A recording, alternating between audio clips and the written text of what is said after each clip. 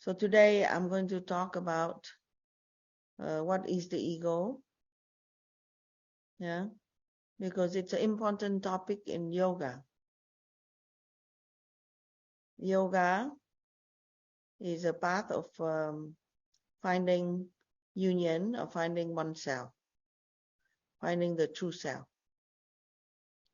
Yeah, it's a path of evolution of consciousness from the idea of who you are now, attached to the body, attached to the mind and your personality, to the idea of universal consciousness, of oneness in consciousness that is everywhere.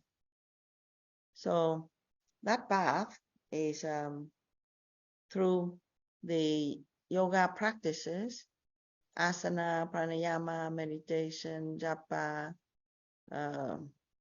but also the path of selfless service, the path of devotion, universal love, and the path of mind control, and the path of self-inquiry, so that you can remove the wrong idea about yourself. Okay? So you can see the central theme there is very much the how to overcome the wrong idea of who you are about yourself and about the world, because always there's two. There's the wrong idea about yourself, then it's the wrong idea about other people. It's always two. It's not just only wrong idea about yourself and nothing happened. Yeah, you suffer and nothing happened. No, because you suffer and you create suffering. Yeah, because always you live in this world. You never live alone. So your sense of self is very, very connected to the sense of self of the others, and that is central theme. We might not quite understanding it, but what I'm saying is the central theme to the practice of yoga, because people think wrongly. So this you need to, number one, think correctly, so you understand this kind of teaching. Yeah, and if you do not know, then please take course, take training proper, so you understand there's a very deep system, very complex system, and very deep system to understand who we are. It's not just only talk. There's also a lot of practice there, but I'm just giving you satsang and inspiration, so you will have to make the effort to go and to study properly and to be trained properly, so you understand what I'm talking about. Okay, so it's not just like one class that you understand everything. So for now, I'm saying something that is important. I say that the central theme of all the practices is to turn the wrong idea about yourself and about others into a correct idea about yourself and to others, that will alleviate the suffering, that will alleviate the suffering that comes from egoism, the suffering that comes from the swinging of the mind between the likes and the dislikes. Yeah, that also egoism. Yeah, and all the attachment that you might have that come also from your egoism. Yeah, and all the fear and all the emotions that create a lot of disturbance in the mind.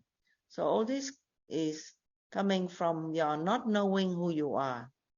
Okay, so when we talk about ego, we talk about the false self, the incorrect self, the temporary idea of yourself that is not really truly yourself. Okay, so it's a very advanced topic today that we talk about. So those who are completely new to yoga philosophy and so on, please just listen.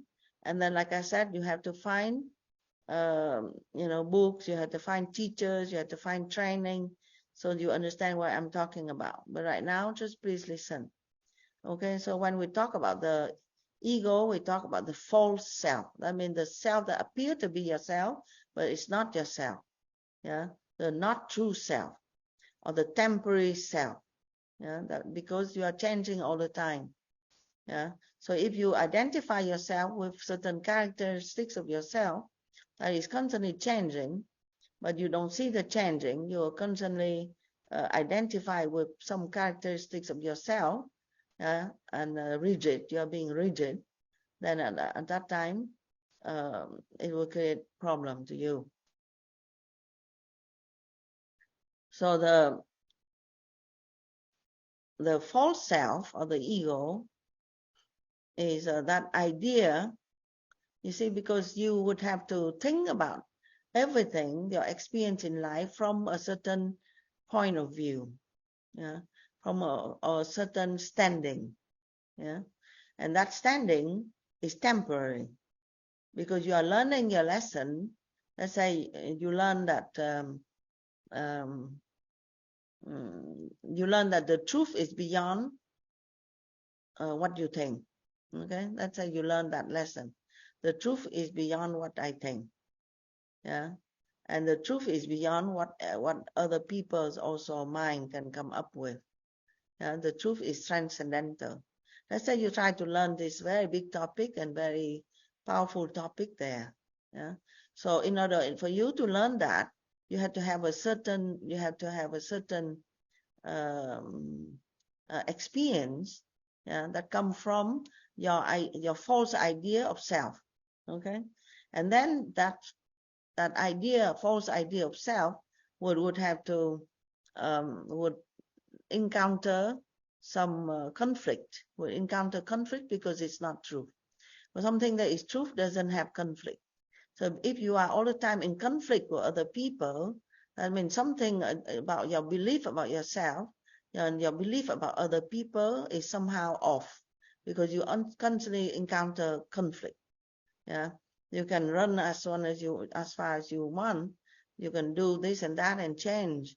But as far as your mind and your belief system is the same about yourself and about other people, then you cannot run. It always recreated the same conflict, the same kind of difficulty. So you would have to experience it. Yeah. So that so the ego or the false self is that that position or that position that you find yourself in order for you to create this opinion about yourself and others. Okay, so that you can learn your lesson. If you don't have this, it's like you're enacting a certain role. Yeah. So then if you don't have this capacity to enact, to believe yourself to be something, then you will not learn really your lesson. But these lessons are very deep because it's very big, yeah. And so that's why when you are born with the body and mind instrumentation in order to grow in this life, then you will also be born with this called the ego, and the faculty of the ego that is in your instrumentation. The sense, the idea of the I that is limited, that is temporary, that is only a point of view, the angle of view that so that you understand a situation and enact out the situation so you can learn something bigger about the reality. Okay? But it is not, it's considered to be not yourself, because if it changes, that it's not yourself. Okay? Because if you imagine, if you are constantly changing, yeah, then yourself is constantly changing, and other self or other people are constantly changing. That's what creates a big conflict and big world of suffering that we are living in. Because everybody is believing in that self to be themselves. Yeah, but it's only to learn that lesson. But then eventually, if you learn that lesson, you have to step back from it because it's not the truth. You learn that your point of view and your angle of view created this kind of not harmonious kind of way of thinking about things. It's not really correct. It's limited. So you step back from that and you change your point of view. You see? So the ego keep changing, the false self keep changing in order for you to learn your lesson. Because you imagine if your ego and your false self and your opinion about yourself and others are not changing, yeah, not changing, it's rigid and not changing. Yeah, so the same problem, like I said earlier, keep reoccurring again and again, but you are not changing. Then the suffering perpetuate itself, yeah, then it's too bad. Okay, because it would when the wrong thinking perpetuate itself, it creates the mental conflict, it creates the energy conflict, and it creates the disease eventually in the body. And it creates that we call it the wheel of birth and death. Continuously you are swirling and try to understand, but did not get to understand, and you are swirling in the darkness. Yeah. But so the central teaching is about who am I? Yeah. So you at least you can understand what is it that you are dealing with. Okay. But we are born with the body and with the mind. Therefore, the ego also is born with it. Yeah. The sense of whole self, you know, is born with it. Yeah. Because the lesson can be learned. You go to school the moment that you are born. Yeah. Even it is said that you go to school before you are born. Because when you are in the womb of the mother, you already have different kind of influences. And you are born, you already are in a different kind of situation. Okay.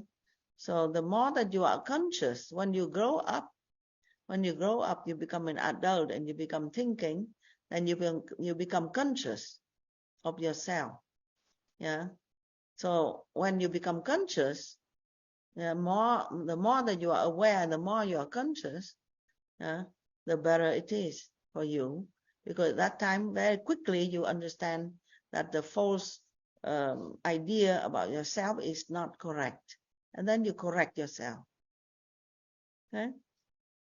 Let's say the idea of yourself when you were young, when you were born, already the family has some kind of racism, problem.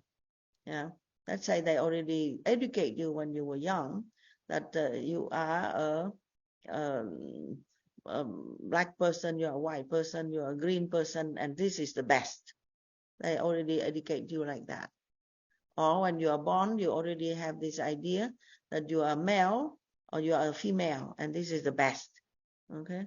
And then you grow up, and then you believe like that. You believe the color of my skin make me better and superior. Yeah. My gender make me better and superior. And then let's say you were young, and then all the time you are educated with the idea that you are intelligent, and you are sweet, and you are like this. So all the idea of who you are, building up throughout the years by repetition, by other people and by yourself, will build up this image of yourself that is false. Yeah. And you believe in it. And then you would have to experience problem. Because you would stand on your point of view that I am a male, I am a female, I am white, black, green, or I am intelligent, or I am a sweet person. All these things are false because it's only temporary. So your karma is such that you will be positioned in such a way that this idea about yourself just keep repeating.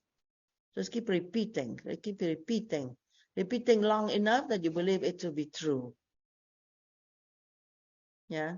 And if you're not aware, then you keep repeating this thing and keep behaving and keep being rigid and keep clinging to certain idea of yourself. And then the problem become deeper and deeper and deeper. Okay. So then come to a point that we will have to wake up, because disease make you wake up, conflict make you wake up, unhappiness make you wake up, you know, and too much thinking and too much arguing and too much justifying also create a lot of, you know, misery to your mind, and you would have to wake up. And then at that time you would understand, you ask your question, you become less arrogant, because with ego and is egoism bring arrogance. Arrogance means this self confirmation, okay, and then and confirmation in your separation, confirmation in your wrong idea. So you will be beaten up.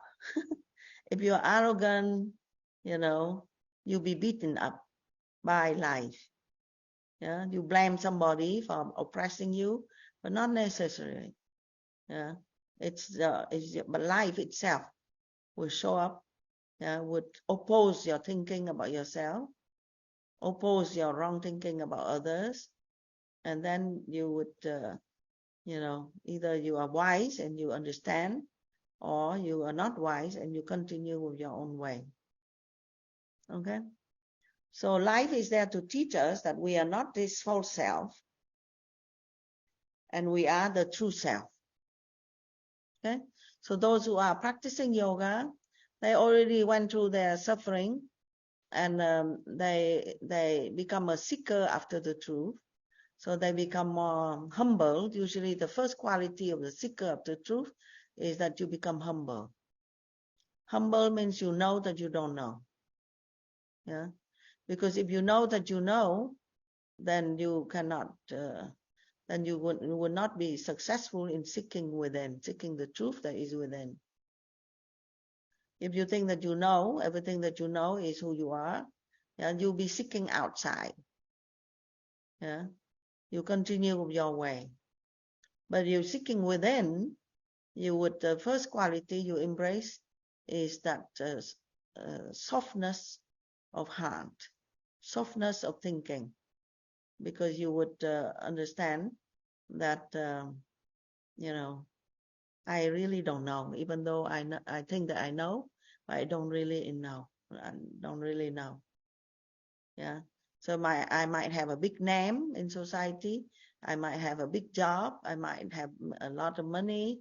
I might have all this, but really I don't know who I am. And a certain aspects of my life is out of my control. So then you become humble. So humility is a starting point of the looking inward and of the seeing things correctly. Yeah. So so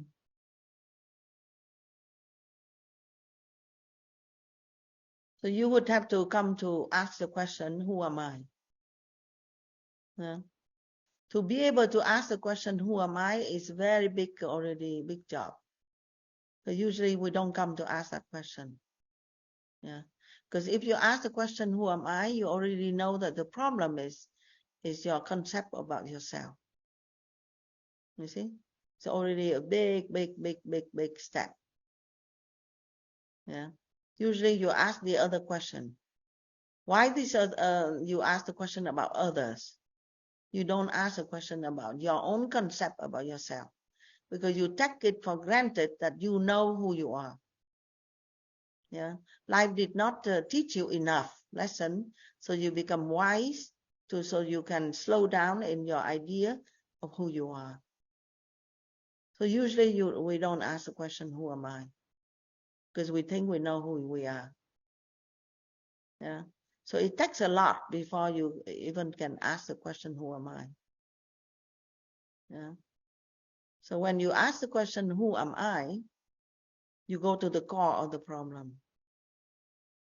Because the core of the problem is always coming from your concept of who you are. But from the concept of who you are will become the concept of other people. Because you are split in your idea of who you are. Yeah. Why you are split? Because you are identified with the separate self, the false self, the separate self. You identify with the body, you identify with the mind, yeah, with your specific idea, specific manifestation of body and mind. And from there, you'll be split. You'll be, the first problem that you would encounter is the separation, the sense of separation, the sense of defensiveness, the sense of fear of other people and of anything that is external to yourself. So you experience a separation and the split. And you can be in that space of separation and split, alienation, yeah, with other people and with portion of yourself, because when you are alienated from other people, you're alienated from a substantial portion of yourself, because the substantial portion of yourself is other people. So that is quite dramatic. Yeah. So we would have to prevent this suffering by doing self-inquiry. And I will give you now a list of different things that you can do, to prevent the problem. But before that, I just want for you to understand what is the problem. What is the ego? What is the difference between the truth and the false self? Okay, so the false self is attached to your personality, to your body, to your mind, to your characteristics, to anything that you believe that to be yourself. That is not true. To the external appearances of yourself. Yeah. To the external view of society or other people about yourself. That is a part of it. So the true self is different. And this is what you want to understand, the true self. Yeah, the true self does not depend on the external view of yourself. The true self does not depend on what people think about yourself. The true self does not depend on what you think that you exist, that what you think in the eyes of other people. You see, some people would see themselves always through the eyes of other people. So that is the problem. Yeah. So the idea of your true self, you can find your true self only if you see it through your own inner eye. Because the true self exists as consciousness, always dwelling within or is central to your being.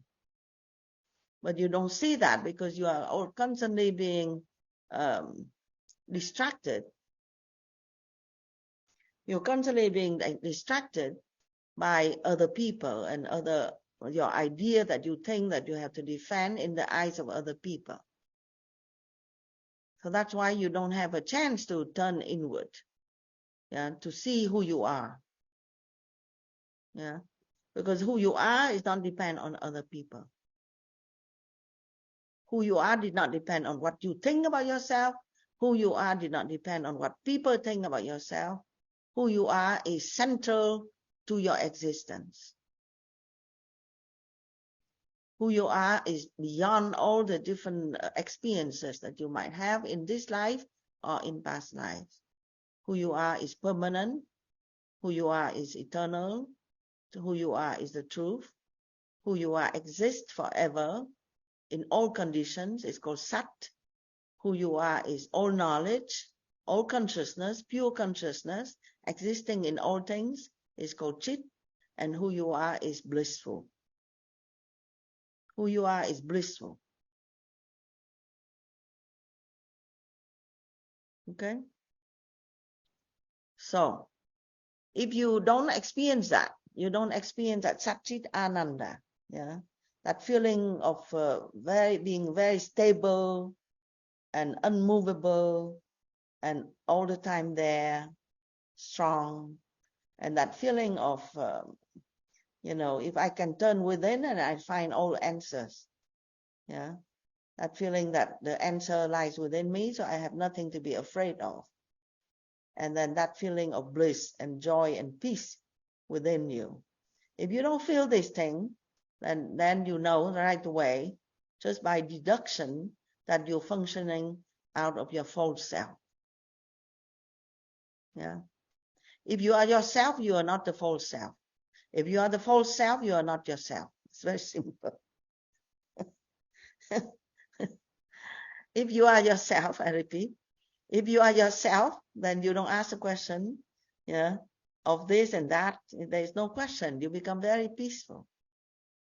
If you ask yourself this and that, compared to this, compared to that, I wish that, I like that, I don't like this, then you are functioning out of your false self, whatever you say. You see? Then it's a very grave, very serious. At that time, you need to really take it very seriously, yeah, to go inward again and again. Yeah, because at that time you know that you don't function out of yourself, so you cannot be happy no matter what you say. Whatever that you think that you know cannot be the truth, because you say something out of illusion of your own mind, yeah, and you will not be stable. So you'll be restless in this life, and the future life will come. Okay, so the question about who am I is so serious, because it's about your life, it's about who you are, it's about the core of yourself. Yeah, but we function out of this false self since so long, so we don't even know how to ask questions. We don't even know what to think. Our mind is full, 100% full of all these wrong ideas about ourselves. So time to wake up. The more that you waking up, the more that you ask yourself questions, the more that you become humble, because it starts like this. I repeat again, with humility of the idea that I know that I don't know. The more you do that, yeah, then the more you have a chance to get out of your own jail. Okay? So the true self is existing at all times. It doesn't come and it doesn't go. The true self is all knowing, and the true self is all blissful. This is the true self. Okay? So if you ask this question, who am I? And you find out that you are unstable, and you find out that you don't really know, you are in conflict with something or some other idea, and then you find out that you are not really happy, that you depend on something to be happy, then you know for certain that you function out of your false self. Okay? Then at that time, slow down. You're running around. Slow down your self-affirmation. So slow down your arrogance, yeah, and be more sincere to learn, to ask yourself questions. So you need to move from the tamasic ego to the rajasic ego to the sattvic ego, for those who understand what I'm talking about. In the group here, there are beginners, so I did not know what is tamasic, which is the quality of the energy that pull down, that give you darkness. And the rajasic is the quality of the energy that stirred everything up, yeah, and make you see things only from your egoistic point of view. And the sattvic is when it becomes more calm, equilibrium, clear, wise, unifying, and wholeness. Okay, so the sense of self will not going to disappear right away. The sense of whole self will not going to disappear right away. You will have to work with it. Yeah, from the sense of separation, very deep, to less separation, to slow down the ego assertion, and then to see the unity, and then function out of unity. So that you would have to do. Okay, so now I want to show this image here that I don't know if you can see. Yes, you can see. Okay, so the first image, I cannot see, but the first image is you see the two bubble, yeah, separate. So this is called the tamasic ego. Yeah, when the sense of self is very separate.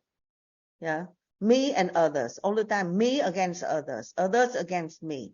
Yeah, if I win something, then other people have to lose. If people gain something, then I have to lose. So constantly you are seeing the separation and the difference all the time. Okay, then in that time there is no love possible.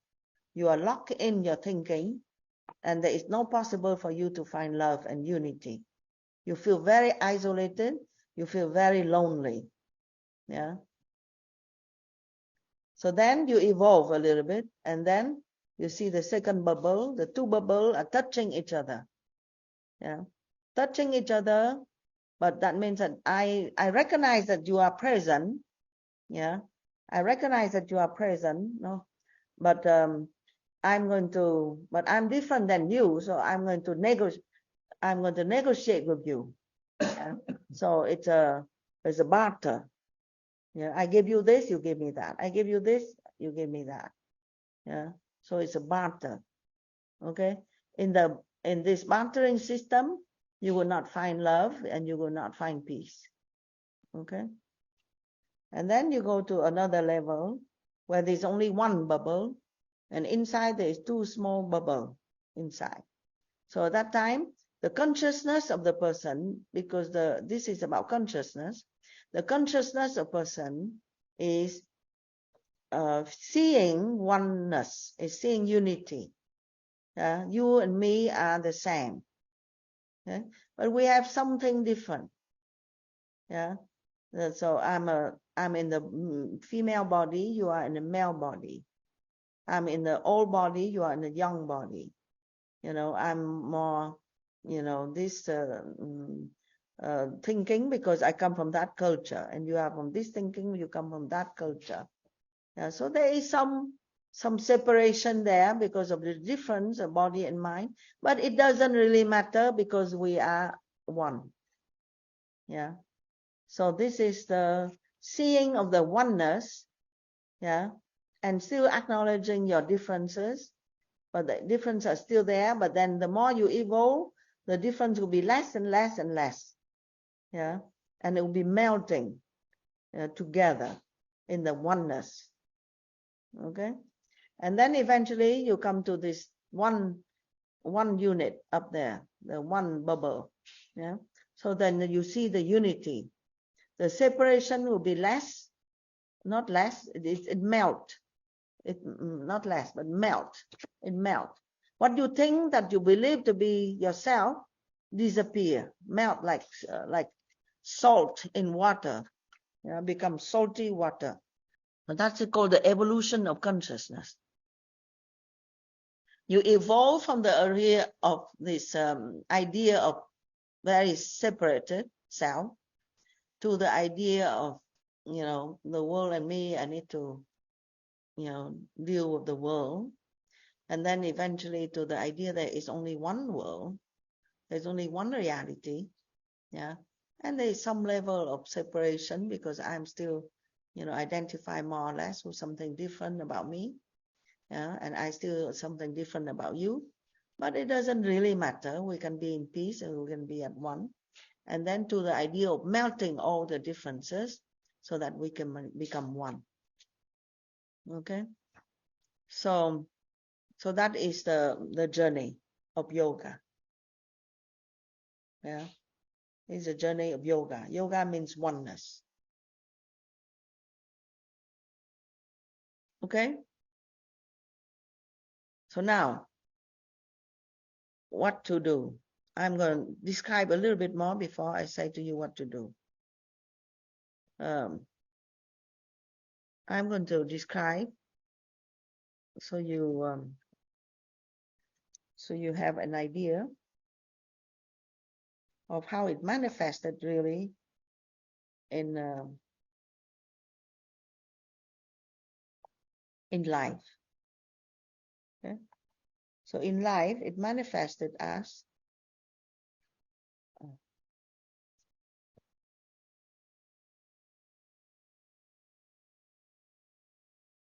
your karma. Yeah, as your karma, either your family karma, your work karma, your relationship karma, your money karma, your name and fame karma, your community karma, your gain and loss karma. So all the different things that happen in life over and over again, is highlighting what is the wrong idea about self that you have. Okay, so if you're going to move from tamas to rajas to sattva, then you have to take any of those real conflict. Everyone has different. Yeah, the struggle is manifested and the ignorance is manifested differently. Yeah, depending on people. And then you have to think about it and you have to work on it so that it moves from the tamas, the denial of union, the denial of oneness, and the assertion of the separateness, and you have to work from that, go toward the idea of more or less oneness, more or less harmony. Don't try to pull the carpet or the blanket toward your side, because somebody will get themselves exposed, they will be cold. So think of the other person also, to give them the piece of the blanket, and you share the piece of the blanket, they have the piece of the blanket, and so nobody get cold, or both of you get cold a little bit, it's okay. You see, so you start to think differently. And then so you would have to recognize in your life the different area of the karma that is problematic, that shows the ego. Okay?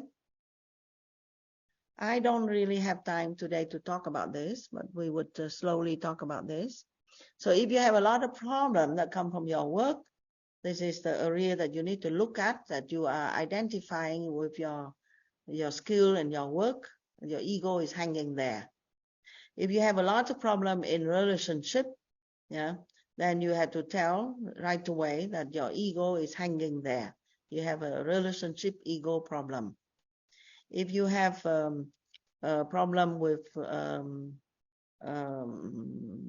name and fame, then you can tell right away that you have a problem with the ego comparing to the collective. So you want to stick out, name and fame sticking out. So the ego is hanging there. If you have a problem of money, you want to be wealthy, and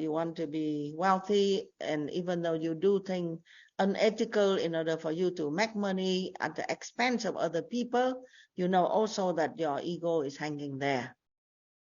If you have all the time the problem of pain and suffering because you lose something, and you feel very happy when you gain something, it's because your ego is hanging there.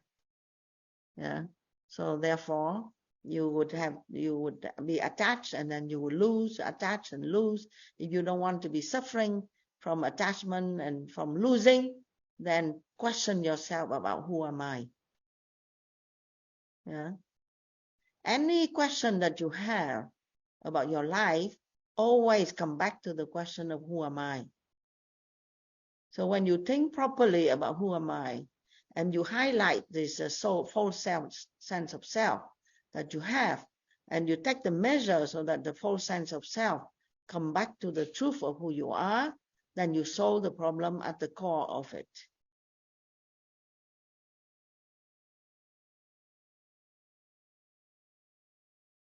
Okay? So if you are competitive against others, your colleagues and your friends, that's where your ego lies.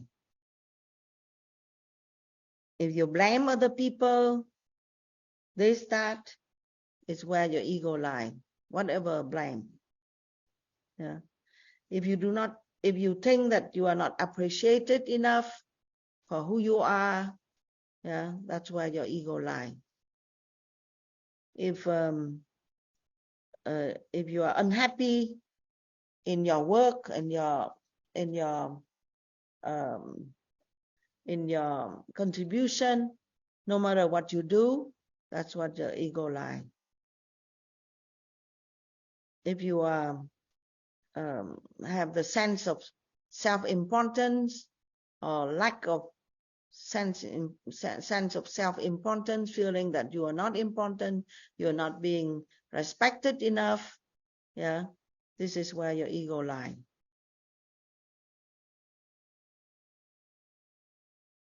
So, the remedy.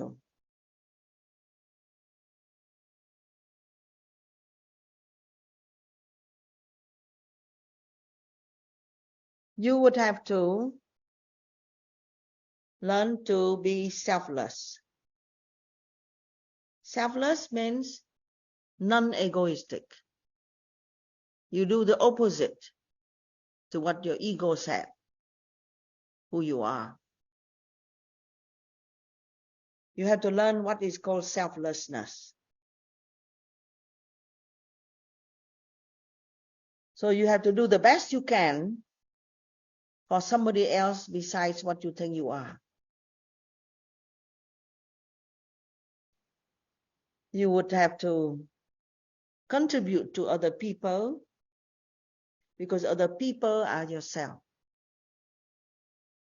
If you bring a cup of water to somebody that is thirsty, yeah, when you are thirsty and you bring that water to somebody else, because you believe that that person is yourself. And by bringing the comfort and the help to somebody, you are actually bringing the comfort to yourself. So selflessness, tell you a story of two groups of people that living in the two compartments of hell, where they have these people have broken arm. So you go to this group, the first group, they have broken arm, they are very miserable, they are yelling, they are shouting, they are blaming, they are very unhappy because they have that broken elbow that cannot bend. So they cannot eat their food. They have that handicap. They cannot eat their food. They have to throw their food up and try to catch the food. There are many things that they cannot do. So they are very miserable, blaming each other.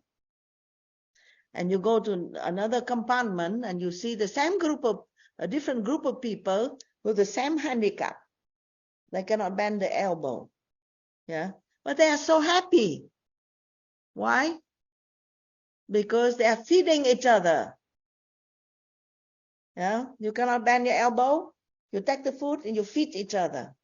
So then they are happy. You see? So that is called selflessness. That means you have to not think only of yourself and be unhappy, but you have to think of how to make somebody happy. When you make somebody happy, then somehow the universe will feed you.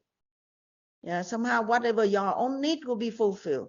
But if you worry all the time about my need be fulfilled, I think of myself because nobody care about me. And I have to think only of myself. I have to think of myself. I have to defend myself. I'm very important. Other people, I don't care.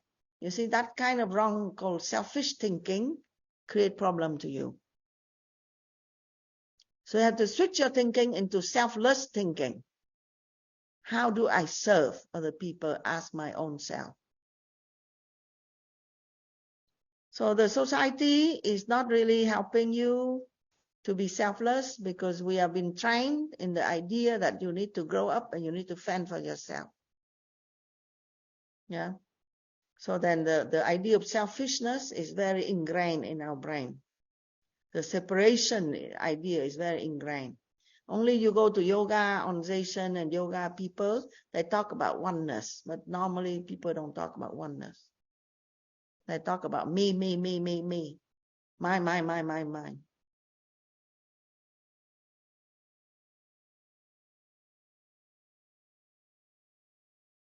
So selflessness means that you understand that the other person is your own self. So whenever you do for the other person, don't think of reward, don't think of praises. Okay?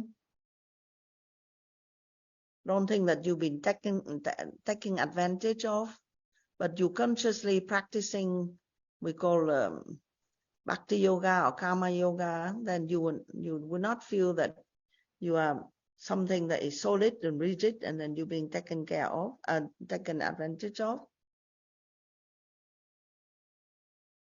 So you act selflessly as a service, truly and wholly for somebody else.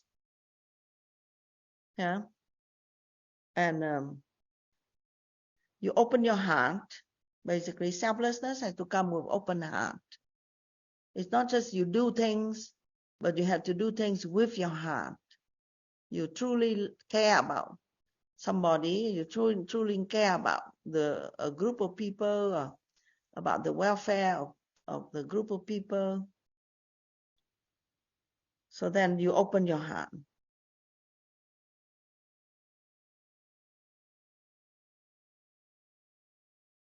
Okay, so selflessness is the key. Okay? And the heartfelt feeling is the key for you to get to the core of yourself. Because yourself is in other people. Other people are in you. It is just your mind and your habit that prevent you from seeing that. When you work with a sense of selflessness, then, you elevate yourself. Yeah. You gain yourself. You gain the true sense of self. You don't lose anything when you are selfless. And selflessness is not like you have to do something big,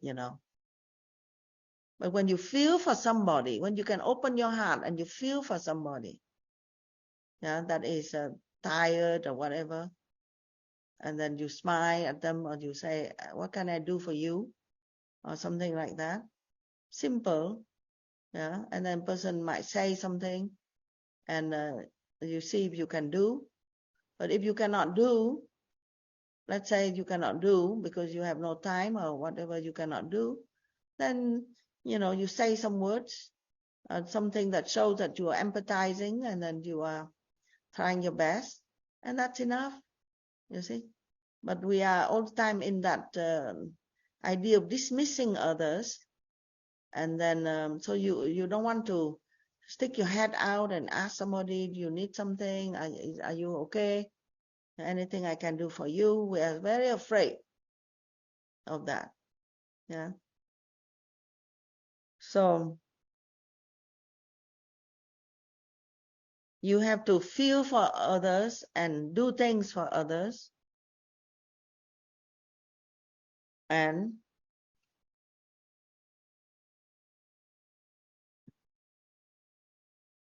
not try to make yourself superior, or to feel yourself inferior. That is part of it. Okay. Superior means you have to hang yourself on some idea of yourself that is separate and different, and then you make yourself very different. I'm smart. I'm smarter than anybody. Yeah. Or the inferior can be, I'm the most unfortunate person. I'm a victim. I have the most unfortunate thing that happened to me. No. You make yourself too important. Okay, think about other people. There are many people that are, that are worse than you, worse, terrible, worst. Sometimes I'm looking at some of the movie of a horror movie, basically. Sometimes you see, earthquake and people lose everything, and they, so then you say, oh my God, I have much more than these people, and some movie of violence, terrible abuse, and so on. Then you say, okay, I sympathize for somebody else. So then instead of just, thinking of yourself and being a victim.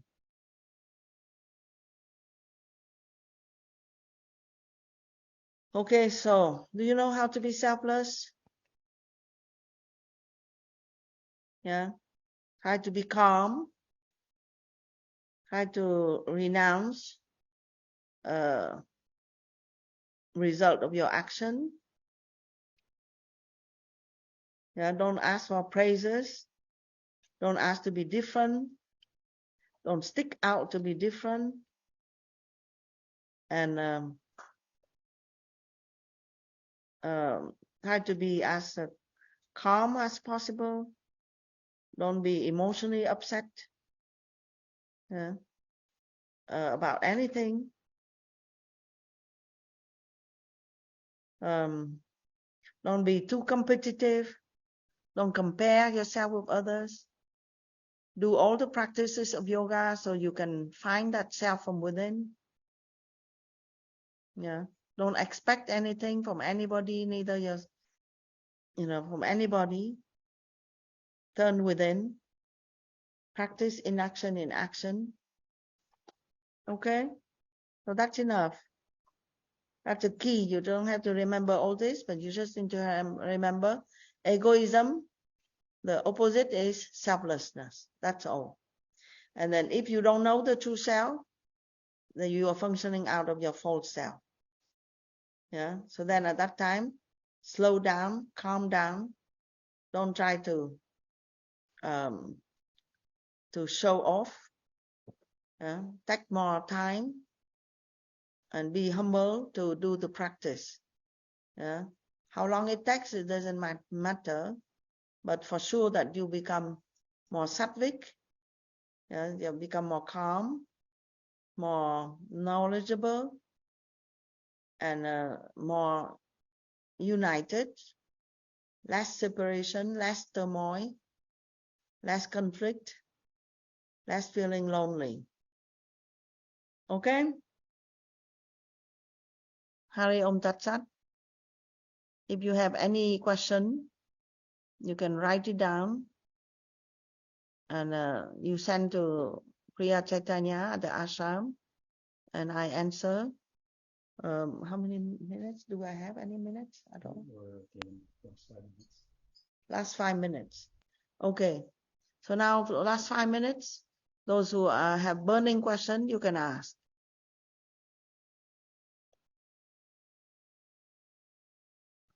And then we do arati, the 5 ceremony.